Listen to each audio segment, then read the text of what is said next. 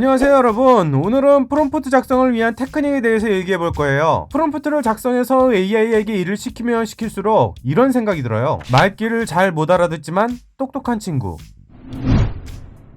여기 AI가 있고 우리는 이 AI에게 일을 시키기 위해 프롬프트를 작성합니다. 그런데 잘 생각해보면 이건 새로운 일이 아니에요. 특히 회사 생활을 떠올려보면 이미 이런 일을 벌써 하고 있는데? 라는 생각이 들 때가 많아요. 여기 어떤 회사에 상사가 부하 직원에게 업무 지시를 내린다고 상상해보죠. 회사마다 차이가 있겠지만 여기서는 업무 지시를 구두로 하는 게 아니라 오직 문서를 통해서 한다는 점이죠. 부하 직원은 문서를 읽고 업무를 진행하는데 만약 업무 지시가 불분명하다면 당연히 결과도 의도한 대로 나오지 않죠. 이런 건 어찌 보면 당연한 일입니다.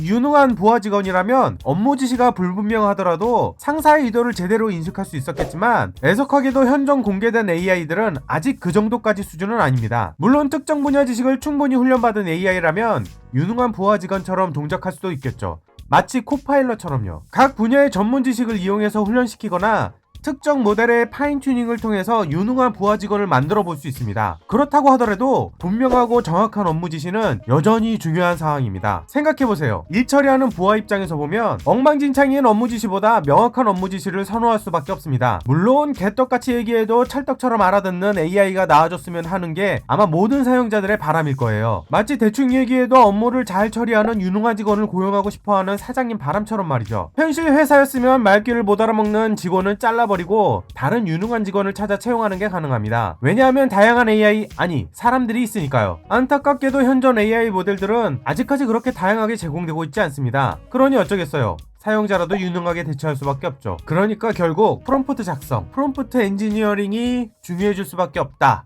이렇게 생각하고 있습니다. 프롬프트 엔지니어링. 이름은 좀 이과스럽긴 하지만 결국 AI에게 업무를 처리하는 올바르고 효율적인 방식을 제시하는 방법론을 연구하는 거라고 생각합니다. 짧게 얘기하자면 업무 매뉴얼을 작성하는 거라고 생각하시면 이해하는데 조금은 더 수월할 거라고 생각합니다. 자, 다시 처음으로 돌아가서 사람에게 일 시킬 때 테크닉이 필요하듯 프롬프트 작성할 때도 약간의 테크닉이 필요합니다. 그래서 이번 영상에서는 기본적으로 사용되는 몇 가지 프롬프트 테크닉을 소개해 보도록 하겠습니다. 제로샷. 제로샷은 AI 모델에 어떠한 추가 학습도 주지 않고 새로운 작업을 수행할 수 있는 기술을 말합니다. 한마디로 아무것도 알려주지 않고 바로 일을 시키는 거죠. 이 방식은 오직 AI 자체 성능과 지식에 기대어 작업을 수행하게 합니다. 예를 들어 스페인어로 안녕하세요를 번역해주세요 라고 요청하면 모델은 추가 학습을 하지 않고도 안녕하세요를 스페인어로 번역할 수 있습니다. 여기서 중요한 것은 안녕하세요와 스페인어로 번역이라는 명확한 지시사항입니다. 제로샷의 장점 중 하나는 신속성과 편의성입니다. 추가 학습이 없어도 모델이 다양한 작업을 수행할 수 있기 때문에 시간과 노력을 절약할 수 있습니다. 하지만 단점도 있습니다. 모델의 성능은 입력된 지시사항의 정확성과 명확성에 의존하기 때문에 부정확한 지시사항을 주면 부정확한 결과를 얻을 수 있습니다. 또한 제로샷은 복잡한 작업에는 제한적일 수 있으며 특정 도메인 지식이 필요한 작업에는 한계가 있을 수 있습니다. 그럼에도 불구하고 다양한 간단한 작업을 처리하고 테스트하거나 기본적인 정보를 얻을 때 매우 유용한 방법입니다. 퓨샷. 퓨샷은 모델의 몇 가지 예시를 함께 제공하여 새로운 작업을 이해하고 수행하도록 하는 방법입니다. 즉,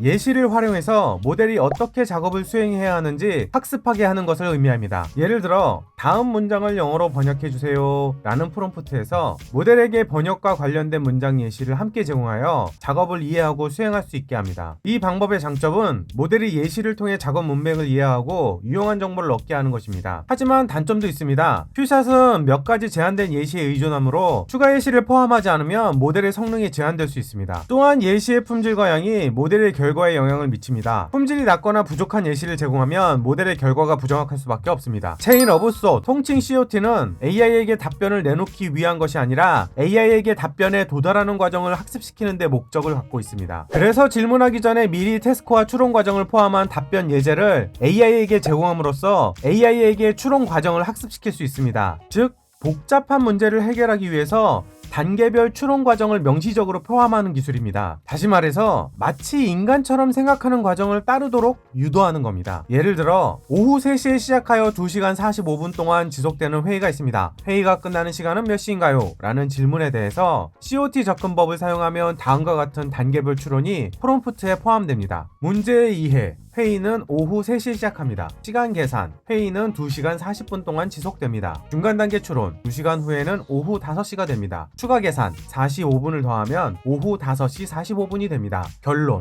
따라서 회의는 오후 5시 45분에 끝납니다. 이러한 방식으로 모델은 문제를 단계별로 분해하고 각 단계를 명확하게 처리하여 최종 답변에 이르게 됩니다. 한번 예시를 작성해 볼까요? COT 접근법은 단계별 추론을 통해 복잡한 문제를 해결하는 데 도움이 됩니다. 이러한 방식은 모델이 보다 정교한 해답을 제시할 수 있게 해줍니다. 그리고 이 방법은 모델이 어떻게 문제에 접근하고 해결하는지 명확하게 보여줄 수 있습니다. 반면 단점으로는 문제를 해결하기 위해 여러 단계 추론이 필요하기 때문에 답변을 얻는 데 더 많은 시간이 소요될 수 있습니다. 그렇기 때문에 간단한 문제에 대한 빠른 답변을 얻고자 하는 사용자에게는 부담이 될 수 있습니다. 그리고 COT 방식은 모델이 각 단계를 정확하게 이해하고 처리할 수 있어야 효과적인데 모델이 복잡한 문제를 올바르게 분석하는 데 한계가 있다면 이 방법은 제한적일 수 있습니다. 제로샷, 체인 오브 솥. 제로샷 COT는 앞서 설명한 COT에서 예시를 주지 않고 단순히 마지막에 단계별로 생각해봅시다 라는 말을 추가하는 방법입니다. 예를 들어 이런 식으로 질문을 작성한 뒤 마지막에 단계별로 생각해봅시다 라는 말을 추가합니다. 그러면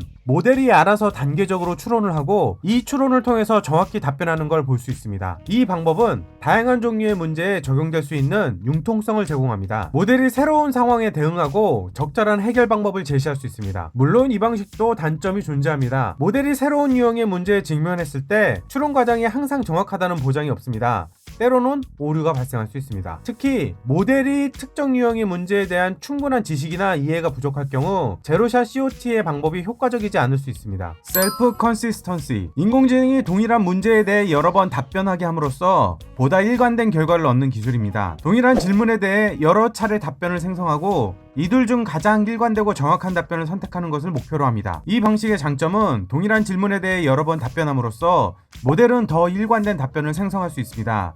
이는 특히 복잡하거나 모호한 문제에 유용합니다. 다양한 해석이 가능한 복잡한 문제에 대해 보다 정교한 해결 방법을 제시할 수 있습니다. 단점은 처리 시간이 오래 걸립니다. 동일한 질문에 여러 번 답변해야 하므로 답변을 얻는데 시간이 더 걸립니다. 또 여러 번 처리하기 때문에 계산 자원이 더 많이 소모됩니다. 그리고 일관된 답변이 항상 올바른 답변이라는 보장이 없음에도 불구하고 사용자가 과도하게 신뢰할 수 있는 위험이 있습니다. 여기까지 대표적으로 많이 쓰이고 있는 프롬프트 테크닉에 대한 설명이었습니다. 설명을 들으면 프롬프트 테크닉이란 게 어떤 건지 대충 감이 오실 거라고 생각합니다. 그리고 앞서 다른 동영상에서 말했던 것처럼 기본 구성 요소들이 왜 필요한 건지 조금은 이해하셨을 거라고 생각합니다. 그리고 당연히 제가 설명드린 이런 방식 말고도 다양한 프롬프트 테크닉들이 존재하니까 많이 찾아보시고 자신만의 프롬프트를 작성해 보시길 권해드립니다. 아무튼 오늘 영상은 여기까지이며 도움이 되셨다면 좋아요와 구독 부탁드리겠습니다.